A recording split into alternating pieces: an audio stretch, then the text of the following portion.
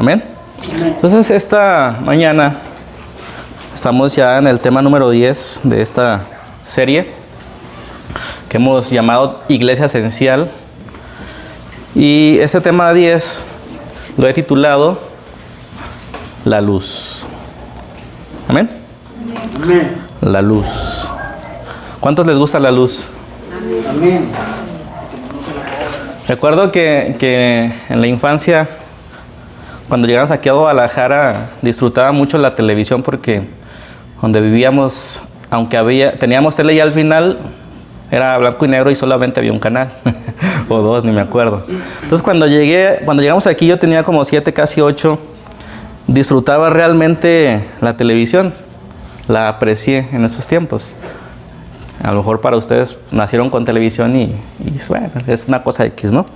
Pero esto cambió, ¿no? Con el tiempo fui creciendo, adquirí otras responsabilidades, especialmente en la iglesia, en el ministerio de alabanza, y luego al llegar a ser pastor, que trabajo, casi siempre trabajo de lunes a sábado, los domingos se convertían en mi momento sagrado para preparar el sermón, ¿no?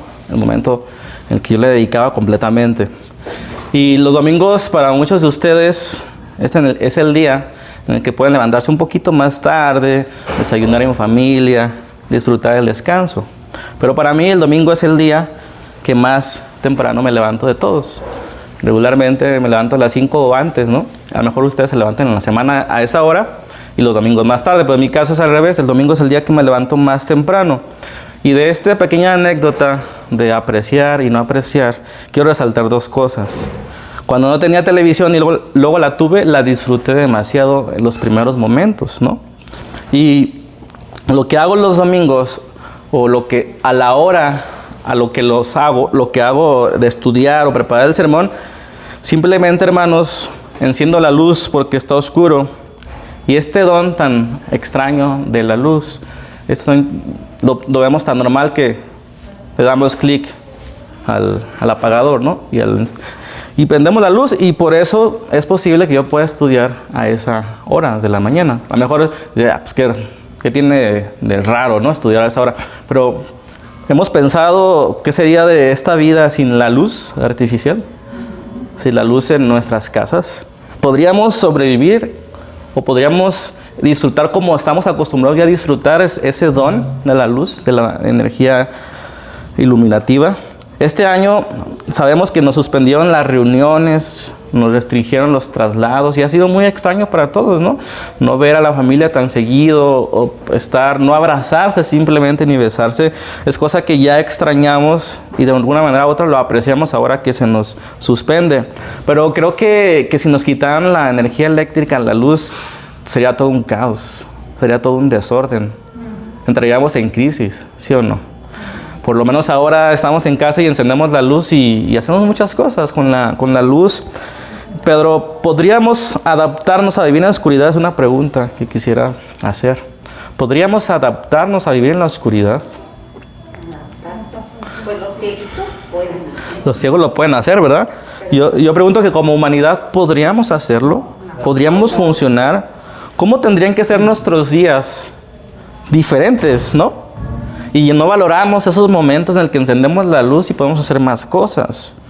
Y estos dones quizá no los valoramos porque no hemos experimentado su carencia.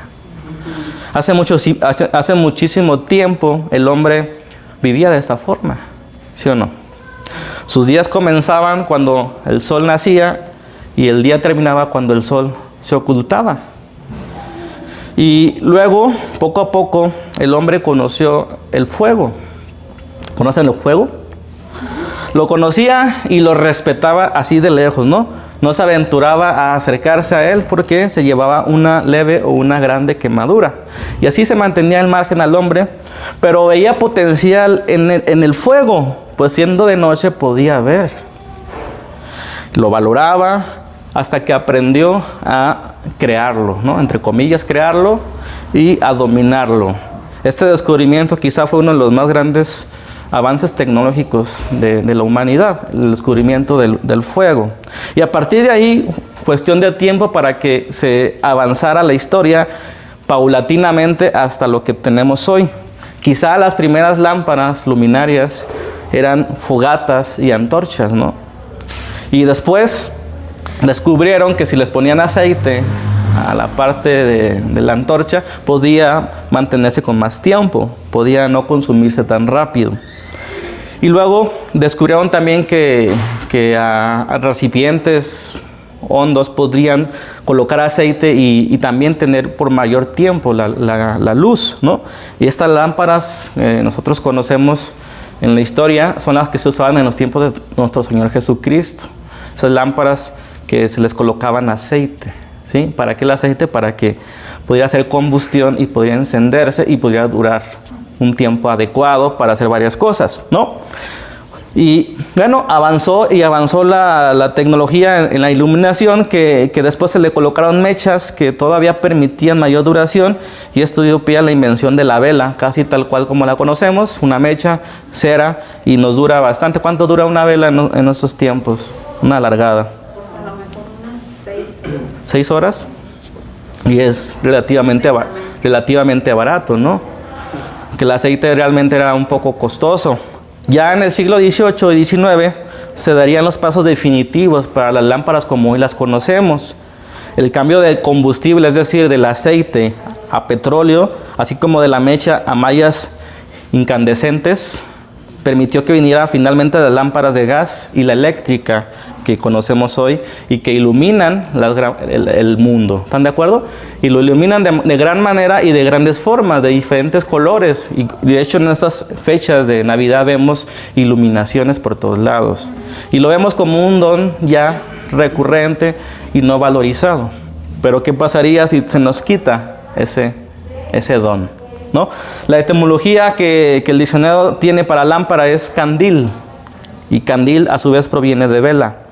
Toda esta pequeña introducción me permite a mí darles el preámbulo de la enseñanza del día de hoy, y que esto nos va a ayudar para entender más y más la naturaleza y el propósito de lo que nosotros llamamos iglesia.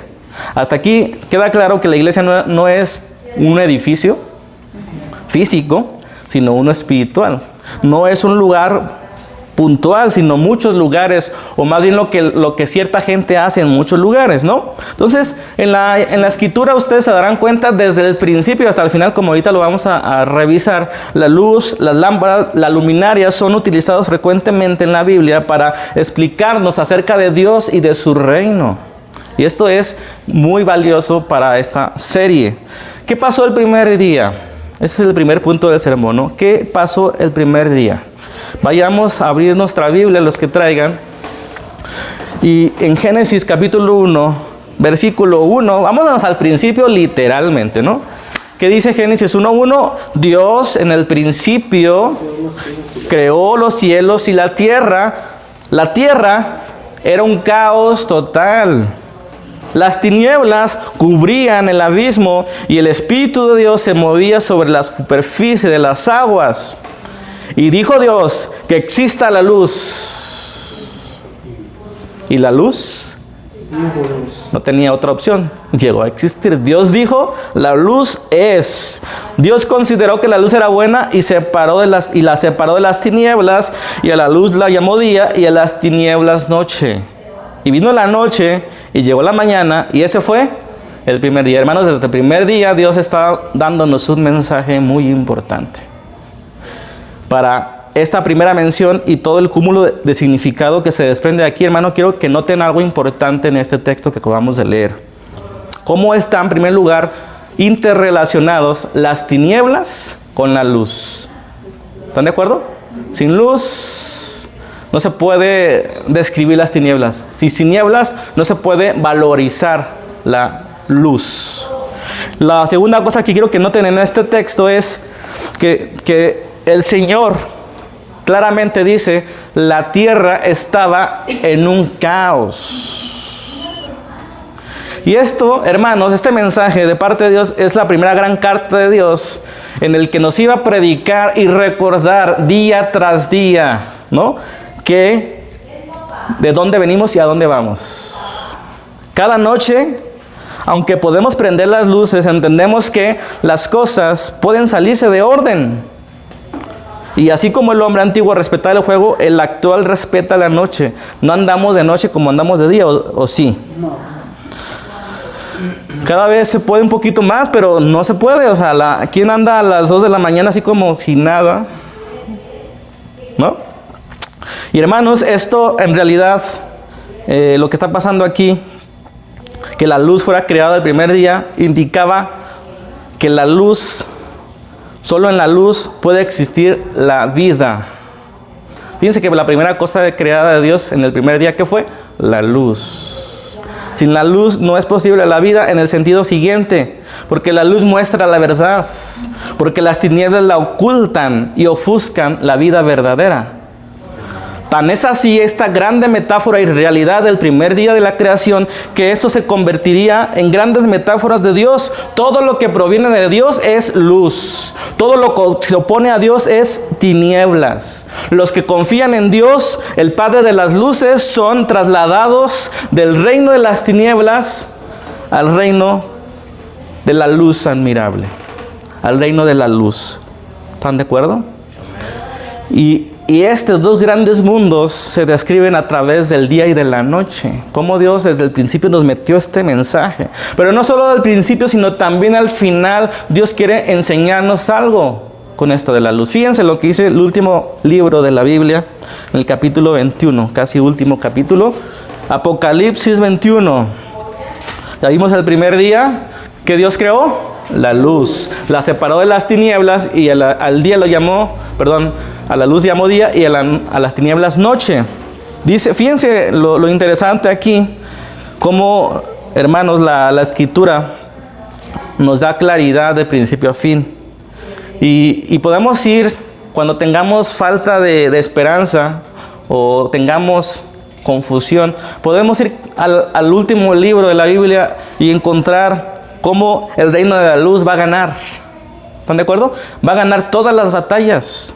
La última de ellas. Y aquí se nos habla de esa último día, último momento, cuando la restauración de la creación viene de lleno y se describe como una ciudad santa que desciende de arriba. Fíjense lo que dice el versículo 9 del capítulo 21. Se acercó uno de los 7 ángeles que tenían las 7 copas llenas de las últimas 7 plagas y me habló así. Está hablando Juan, el que escribió el Apocalipsis. Dice: ven que te voy a presentar a la novia, a la esposa de Cristo, del Cordero. Me llevó en el Espíritu a una montaña grande y elevada y me mostró la santa ciudad, Jerusalén, que bajaba del cielo, procedente de Dios. Resplandecía con la gloria de Dios y su brillo era como el de una piedra preciosa, semejante a una piedra de jaspe transparente. Resalto, brillante. Resalto, resplandecía con la gloria de Dios, con la luz inaccesible del Todopoderoso. Esta ciudad representa, hermanos, la morada de todos los creyentes de todos los tiempos. Ahí estaremos por siempre con el Cordero y con el Señor. Amén. Esta comunidad de creyentes es la novia de Cristo, como aquí dice, ataviada para aquel día. Y si pasamos al versículo 21, porque lo que nos estamos brincando es descripciones de esa ciudad que les menciono, pero nos interesa esta parte. Fíjense el 21. Las 12 puertas eran 12 perlas y cada puerta estaba hecha de una sola perla. La calle principal de la ciudad era de oro puro como cristal transparente. No vi ningún templo en la ciudad porque el Señor Dios Todopoderoso y el Cordero son su templo. La ciudad no necesita ni sol ni luna que la alumbren. Resalto ahí, repito, la ciudad aquella, la gran ciudad, el día final, la restauración de todo, no necesita ni sol ni luna que la alumbren, porque la gloria de Dios la ilumina y el Cordero es su lumbrera. Las naciones caminarán a la luz de la ciudad y los reyes de la tierra le entregarán sus espléndidas riquezas. Sus puertas estarán abiertas todo el día, pues ahí no habrá noche. Hermanos, quiero resaltar y qué les viene a su mente cuando leímos estos dos textos.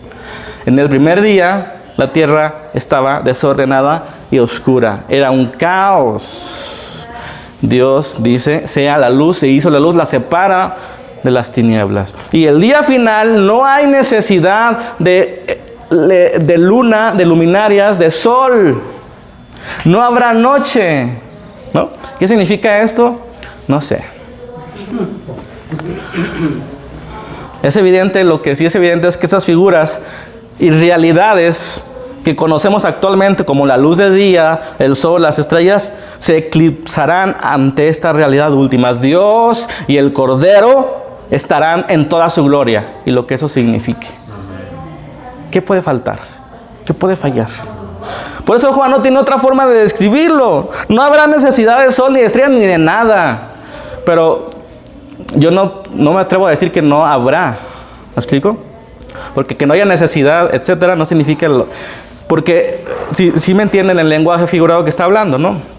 Es una realidad y puede ser que no sea necesario. O sea, esto puede ser cierto en el sentido literal. Lo que quiere exaltar aquí Juan es que no habrá necesidad de nada, porque ahí estará el Señor, el creador de todo, por el cual sustenta todas las cosas. Y no habrá noche, lo dice en términos. Pero fíjense cómo estas palabras, si tenemos un poquito de duda de qué significan en ese lenguaje, esto es un eco de Isaías 60. Si ustedes leen Isaías 60 de principio a fin, te impresiona. O sea, Juan hizo una transcripción, un resumen, ¿no? Y no es porque sea copiche, sino que Dios ya lo había prometido desde la antigüedad. Fíjense lo que dice Isaías 60, 18. Ya no se sabrá de violencia en tu tierra. Y ese es el significado de lo que estamos leyendo allá, de que no hay necesidad de sol, de que no hay día ni noche, solamente siempre será de día. Ya no se sabrá de violencia, ni de ruina, ni de destrucción en tus fronteras, sino que llamarás a tus muros salvación y a tus puertas alabanza. Ya no será el sol tu luz durante el día, ni con su resplandor te alumbrará la luna, porque el Señor será tu luz eterna. Tu Dios será tu gloria. Tu sol no volverá a ponerse, ni menguará tu luna. Será el sol tu luz eterna. Fíjense cómo el versículo 20 nos da un poquito la interpretación. El sol no volverá a ponerse. ¿Sí? ¿Sí me explico? ¿Sí entienden eso? Ni menguará tu luna. Es decir, siempre estará a luz. Iluminado. ¿Están de acuerdo? Será el Señor tu luz eterna y llegarán a su fin tus días de duelo. Entonces todo tu pueblo será justo y poseerá la tierra para siempre. Si ustedes leen más el contexto, se darán cuenta que habla de que la justicia será plena, que la paz será evidente, que el amor será abarcante. A eso se refiere esa parte. Yo la verdad quedo exhorto ante estas palabras y no hay más que decir sino que disfrutar de esa hermosa promesa que nos anima, nos alienta para seguir andando en la luz de su palabra, en la luz de su promesa. Amén. Amén. Y pasamos al siguiente punto, ¿no? Ya vimos acerca del primer día, ya vimos acerca del último día, o cuando todo se restaure, o de aquel día, como dice la Escritura. Ahora vamos a entender cómo la luz fue desarrollándose, así como la iluminación artificial que vimos al principio, ¿no? Tiene su historia, las velas, el foco, todo tiene su historia. Así también, hermanos, el plan de Dios fue avanzando, ¿no? Y pensemos un poco en esas antorchas y fogatas que iluminaban y calentaban a aquellos hombres antiguos. Aunque ellos no sabían cómo funcionaba, lo único que hacían era disfrutar de esas bondades, de esos dones. Y el reino de Dios fue revelado de esta forma, poco a poco, ¿sí? Como una antorcha, como una iluminación que parpadeaba hasta llegar a la luz verdadera, ¿sí? A la luz que vino al mundo. ¿Están de acuerdo? Pero fue poco a poco, fue desarrollándose en la historia. Primero, de manera primitiva, se encendía como una antorcha, alumbraba a los hombres, se le dio esa antorcha a Adán, pongamos de esta manera, y Adán se la traspasaba a sus descendientes. Y esa antorcha significaba la luz del Señor, ¿no? Que de vez en vez venía y alumbraba a aquellos hombres.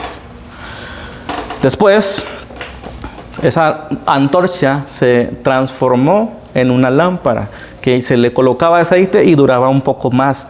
Esa lámpara, digamos, Dios se la entregó a Abraham y le enseñó la forma de mantenerla encendida, ¿sí?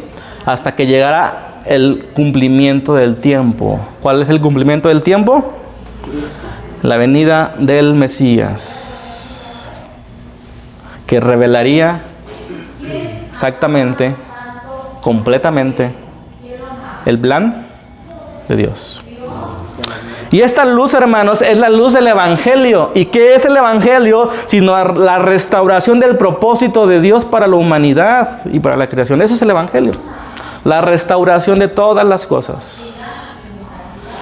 Esta luz puesta en Abraham fue puesta en Israel como nación. Y esta parte, hermanos, es la que quisiera conectar con la finalidad de este sermón. Mostrarnos a nosotros como una lámpara. Esta ilustración de principio a fin nos muestra la naturaleza y el propósito de la iglesia. Aunque no existen tantos pasajes que hablan de Israel tal cual como una luz a las naciones, hermanos, las implicaciones del principio son claras. Pues la palabra de Dios es luz. Su mandamiento y el consejo es lámpara para el camino. Y al poner su luz, su salvación, sus leyes en Israel, hermanos, Israel funciona como una lámpara. Amén. Gloria a Dios. Pero no con luz propia. La lámpara es simplemente el artefacto, ¿sí?, que transmite, ¿qué? La luz verdadera. No es que Israel por sí misma sea la luz, sino que proyecta una luz. Si es que de verdad coloca el aceite y hace lo necesario, ¿están de acuerdo? Y esto nos da una ilustración clara. Y de hecho Jesús la rescata en una de las parábolas, ¿verdad? De las vírgenes que llevaban sus lámparas y unas imprudentes, insensatas, o como algunas versiones dicen, tontas, no llevan aceite. ¿A poco no está emocionante esto? El libro de Isaías, que es considerado como el evangelista del Antiguo Testamento, menciona una figura de siervo, el siervo del Señor, que a su vez es Israel mismo como nación. ¿Están de acuerdo? Dice Isaías 42, vamos a leer algunos versículos. Isaías 42:1, este es mi siervo a quien sostengo, mi escogido en quien me deleito. Sobre él he puesto mi espíritu, y quiero resaltar esta parte, y llevará justicia a las naciones. ¿Qué significa esto? Llevará justicia a las naciones. Así como la energía eléctrica se lleva, ¿no?, por ductos y alumbra cada casa. Dice versículo 6, yo el Señor te llamé, te he llamado en justicia, te he tomado de la mano, yo te formé, yo te construí como pacto para el pueblo, como luz para las naciones. Para abrir los ojos de los ciegos, por si no entendemos la metáfora aquí lo aclara, ¿no? Para abrir los ojos de los ciegos, para liberar de las cárceles a los presos y del calabozo a los que habitan en tinieblas. Pasamos al capítulo 49, versículo 6. No es gran cosa que seas mi siervo, ni que restaures a las tribus de Jacob, ni que hagas volver a los de Israel, a quienes he preservado. Yo te pongo ahora como luz para las naciones. Fíjense, ahí hace una transición, ¿verdad? No solo para mi pueblo de Jacob y los hijos de Israel, sino también para que seas una luz para las naciones. ¿Con qué finalidad dice ahí? A fin de que lleves mi salvación hasta los confines de la tierra. Esa parte, hermanos, pueden resaltarla, y esa es una respuesta de las que hemos estado buscando en la serie. ¿Qué es la iglesia? ¿Qué hace la iglesia? ¿Cuál propósito? Llevar la salvación hasta los confines de la tierra, ¿no? Y muchas cosas más que hemos visto. Y aquí pasamos a la trama más impactante de la historia de la luz, ¿no? Este siervo que es llamado Israel es el Mesías, el Cristo, el Hijo del Dios viviente, el Dios encarnado, Dios con nosotros. Y no perdamos de vista el proyecto del reino de Dios, hermanos, porque casi nada tiene sentido si no lo vemos desde ese punto de vista. Todo esto es un proyecto de parte de Dios, todo esto es un plan de Dios, que ha ido en fases, que ha ido avanzando. Y lo que hacemos nosotros, o lo que hace la iglesia, es ser insertado en el plan maestro de Dios. Y el Evangelio es la restauración y la reestructuración del plan inicial y último de Dios para la creación, y especialmente para el ser humano. Ese es el Evangelio, la restauración y reestructuración, ¿no?, del plan inicial de Dios.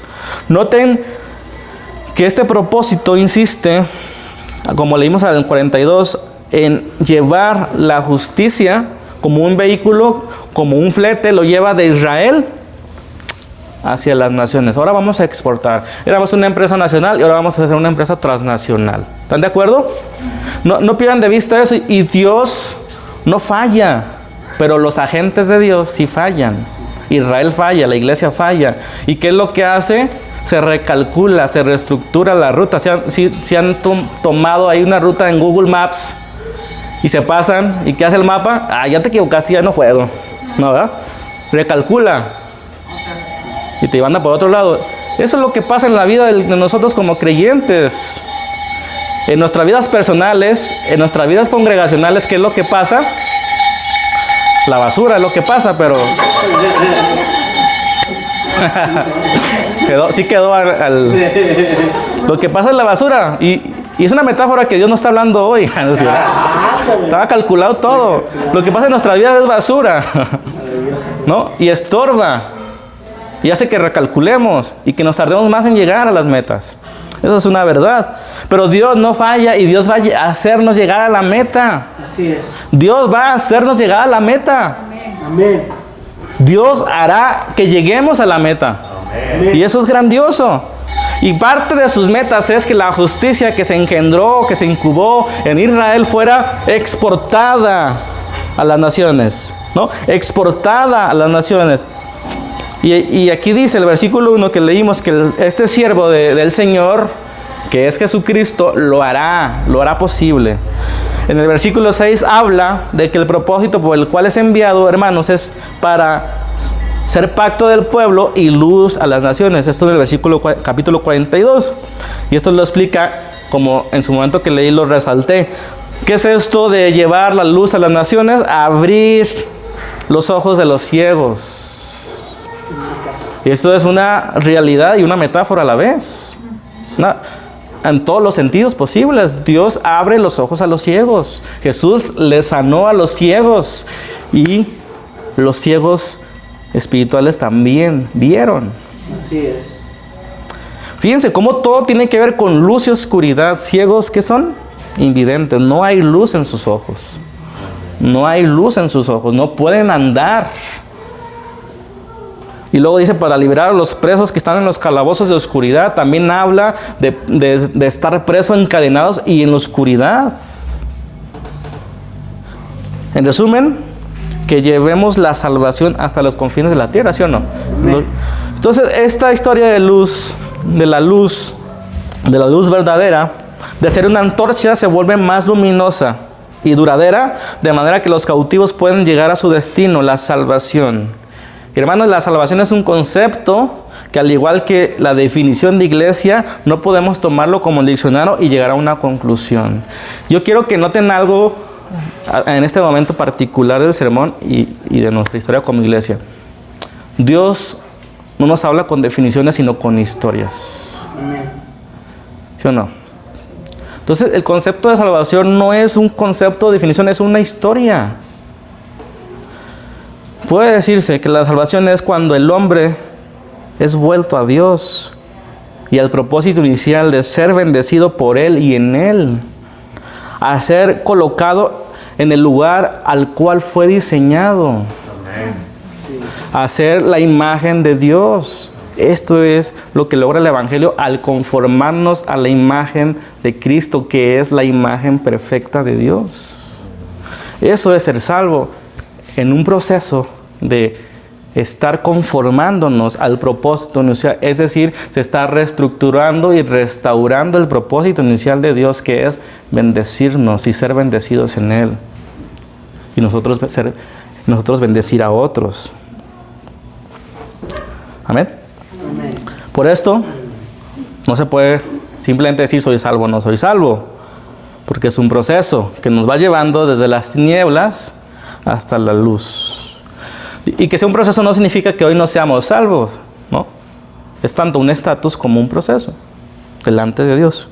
Como el progreso del peregrino, ese gran libro, esa gran metáfora, que desde la culpa nos lleva a la libertad de la cruz y desde la cruz hasta las moradas eternas. Es un caminar, es una lucha, es una pelea, es una encarnizada lucha de los poderes de las tinieblas.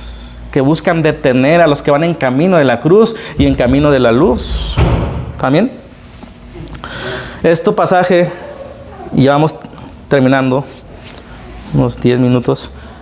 Este pasaje de Isaías lo trae a colación Lucas, cuando dice que la luz del mundo nació.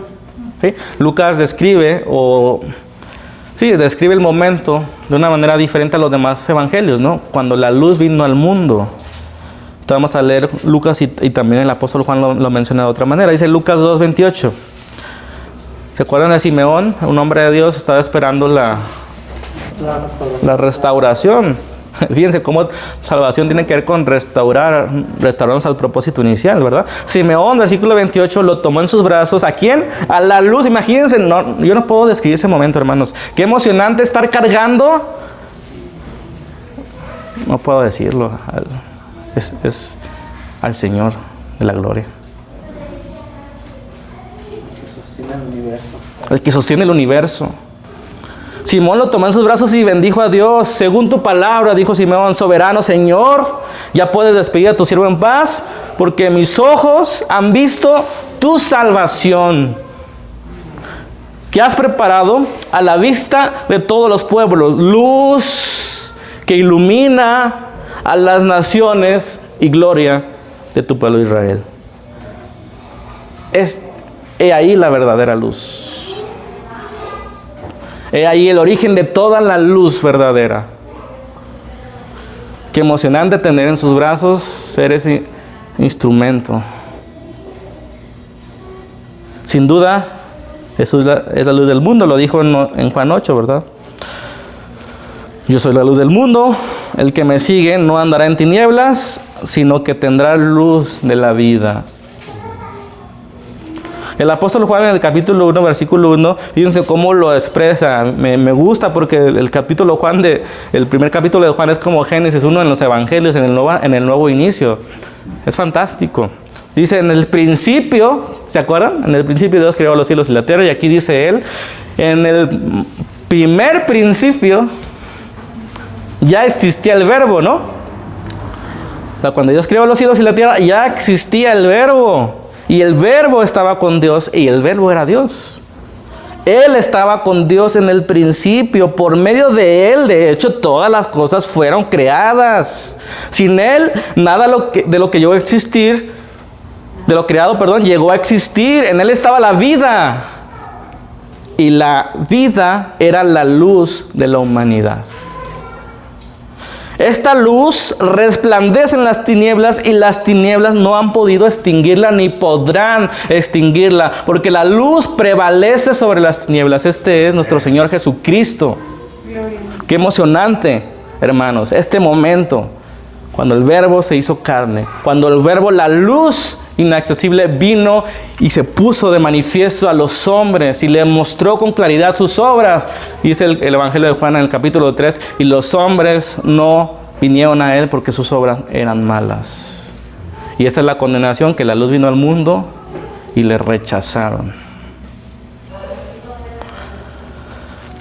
Y aquí, hermanos, es cuando hay una nueva transición, porque así como Dios puso en Abraham una lámpara de aceite que esperara el advenimiento de la verdadera luz, hermanos, el Señor Jesucristo, Señor del reino, como fuente de toda energía, está enviándonos a nosotros como redes de alumbrado por todas las partes del mundo. ¿Me explico? Y esto me lleva al penúltimo pasaje que leeremos, Mateo 5:14. Fíjense, la transición. Israel tiene en sus manos una lámpara, ¿verdad? Que solamente era una figura de lo que vendría, que era Jesús, la luz verdadera. Pero ahora, cuando Jesús viene, cuando Jesús comienza a predicar el evangelio del reino, y empieza a llamar, a convocar a sus agentes del reino, ¿sí? Porque eso es la iglesia, los agentes del reino, del Señor de los señores. ¿Sí? Somos sus funcionarios, sus siervos, sus embajadores. Fíjense cómo la transición, a mí me parece completamente difícil de comprender por qué el Señor lo hace así. Porque puso en nosotros esta responsabilidad. Ustedes, dice el Señor en el versículo 14, ustedes, ¿quiénes? Los discípulos de Jesús, los que creen. Ustedes son la luz del mundo. ¿Pueden digerir esa verdad? ¿Pueden estar conscientes de lo que eso significa? Tú y yo somos la luz del mundo. Una ciudad en lo alto de una colina no puede esconderse, ni se enciende una lámpara para cubrirla con un cajón. Por el contrario, se pone en la repisa para que alumbre a todos los que están en casa. Hagan brillar su luz delante de todos, para que ellos puedan ver las buenas obras de ustedes y alaben al Padre que está en el cielo. Hermanos, qué gran responsabilidad tiene la iglesia. La iglesia es la luz del mundo, hoy por hoy, mientras que la luz en el final de los días resplandece con toda su gloria y no será necesario el sol, no habrá noche. Mientras tanto, el Señor nos ha enviado de dos en dos a ser una luz en el medio de la oscuridad. Hermanos, la iglesia está hecha para hacer buenas obras. Aquí lo dice Efesios, creados en Cristo Jesús para buenas obras. Buenas obras. Estas obras se generan en Él, ¿verdad? Llevando el Evangelio y todo lo que se desprende del Evangelio a todos los hombres, siendo esto el anticipo de la verdadera vida que se nos viene en el final de los tiempos. Qué emocionante. Y termino con el apóstol Pablo, Filipenses 2:12.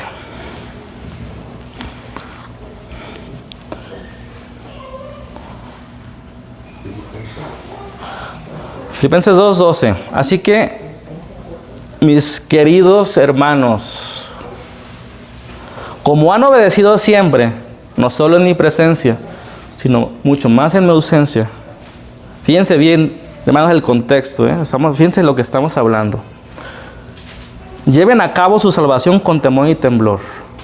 ¿Sí entienden? El concepto de salvación no es de creí en un momento y repetí una oración, es un proceso de retirarnos de las tinieblas y acercarnos a la luz, ¿verdad? Entonces, dice Pablo, como han obedecido siempre, lleven a cabo su salvación con temor y temblor, es decir, siguen la dirección hacia la luz. Pues Dios es quien produce en ustedes tanto el querer como el hacer para que se cumpla su buena voluntad. Pero esta parte nos quedamos como que muy pasivos, ¿verdad? Entonces, si nosotros no hacemos la voluntad de Dios, quiere decir que Dios no la ha hecho en nosotros. O no quiere decir que nos resistimos o que desobedecemos en términos más prácticos. Yo me voy con esa última parte. Yo no creo que Dios diga, yo no voy a hacer buenas obras en ellos. Estoy cansado de hacer buenas obras.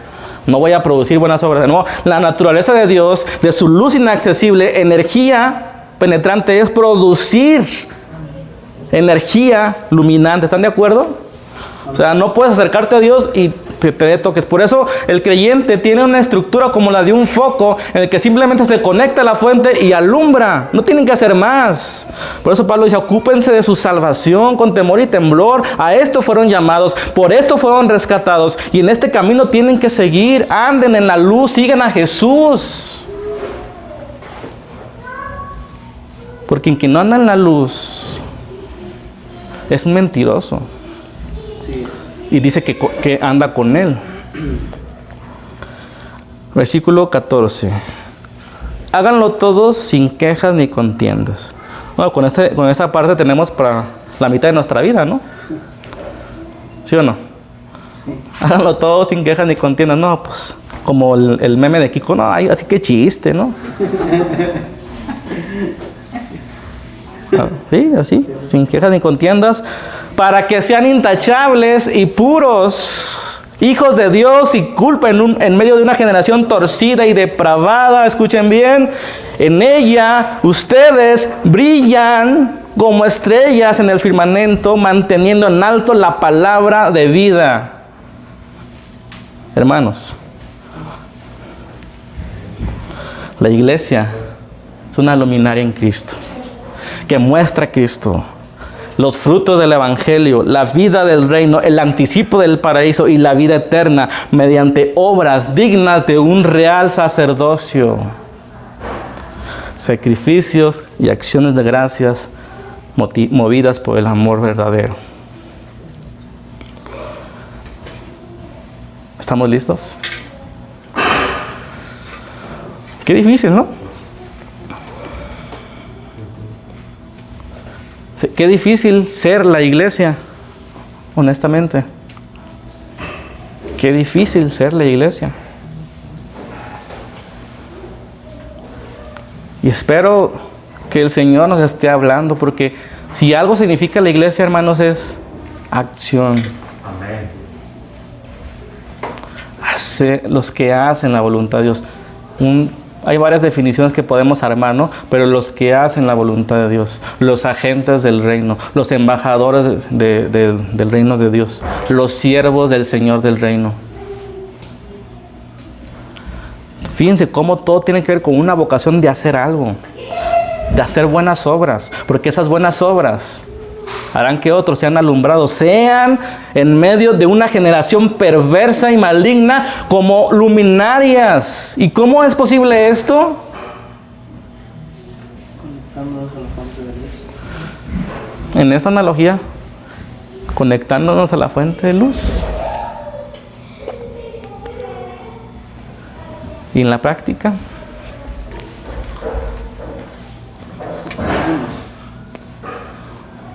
obras, ¿no? Obras no es lo que parece. Y es que la discusión del siglo XVI nos ha afectado demasiado, que cuando escuchamos obras nos da miedo. Hermanos, para eso fuimos creados. Para buenas obras que Dios cree. Entonces, ¿cuál es? A ver, termino aquí. ¿Cuál es entonces en lo que nos debemos de concentrar en nuestra existencia en este mundo pasajero? En coordinarnos para hacer buenas obras, ¿están de acuerdo? Amén. Y es ahí donde quisiera encaminar la serie, ¿verdad? O sea, tenemos que llegar a cosas prácticas. O sea, yo no me explico ni imagino ninguna empresa que tenga que explicarles 25,000 días al tortillero que a lo que va ahí es a hacer tortillas y explicarle una otra vez el proceso. No, ya no, hermanos. No tengo que explicarles muchas cosas que ustedes deben de tener la disposición. Lo bueno es bueno, andar en la luz es lo que nos toca, rechazar las tinieblas es siempre nuestro estorbo. Vivamos así, vivamos en esa dirección, no nos convenzamos de que orar es lo que debemos hacer, de que meditar es lo que nos da la fuerza, de que su presencia solo se manifiesta en un sistema de santidad, de amor, de verdad, de perdón, de arrepentimiento. Solamente cuando nosotros actuemos y entendamos que nosotros, por nosotros mismos, no somos la luz, sino que viene la energía y alumbra a los hombres, vamos a entender que el pecado nos estorba y vamos a hacer algo al respecto. Mientras tanto, seguiremos dando vueltas y vueltas y vueltas. Y el Señor no es impaciente, pero no tomes eso como un motivo de desgracia, ¿verdad? De tomar su gracia como libertinaje. Todo va a llegar a la meta, pero qué triste que des 25,000 vueltas para llegar al lugar y ser bendecido y ser de bendición, que para esto fuimos llamados. Oramos. Pónganse de pie.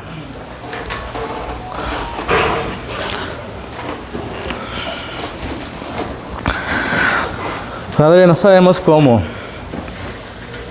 ni por qué estamos aquí, pero sabemos para lo que estamos. Que tu luz brille a través de esta congregación. Que tu luz brille a través de estas familias. Que tu luz brille a través de estos individuos. Oh Padre, enséñanos a andar en tu luz. Enséñanos a estar cerca de la fuente. De ser una luminaria, de ser una antorcha, de ser una lámpara en esta generación perversa. Con humildad, con amor, compasión.